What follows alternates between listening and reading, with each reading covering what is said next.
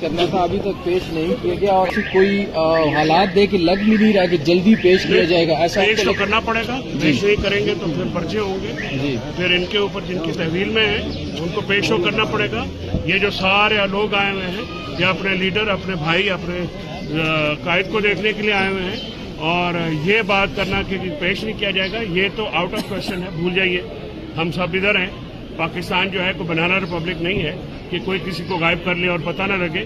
انشاءاللہ یہاں پہ وہ پیش بھی ہوں گے اور ساری دنیا بھی دیکھے کہ ہاں اس وقت ویئر اباؤٹس مجھے نہیں پتہ ہے. میں نے عدالت سے کہا عدالت نے کچھ ٹائم لے کے ہمیں کنفرم کرنے کا یہ اندیا دیا ہے تو میں بلیو کرتا ہوں کہ عدالت جو ہے اس پہ جیسے مجھے بات ملتی ہے کورٹس کیا بھائی کو ملیں گے کو دیکھیں گے تو پتہ لگے گا نا. ایکسیس ہی نہیں ہے. کورٹس کے آرڈر بار بار وائلیٹ کیوں کیے جاتے ہیں چاہے کپڑے کا ہو ہتھ کڑی کا معاملہ ہو یا ٹائم پہ کورٹ لے کے آنے کا ہو کورٹ کے آرڈرز کو بار بار وائلیٹ کیا جا رہا ہے اس پہ آپ کیا کہیں گے؟ میں سمجھتا ہوں کہ ایسے ہمارے جیسے ملکوں میں کمزوروں کے جو ہیں آرڈر وائلیٹ کیے جاتے ہیں.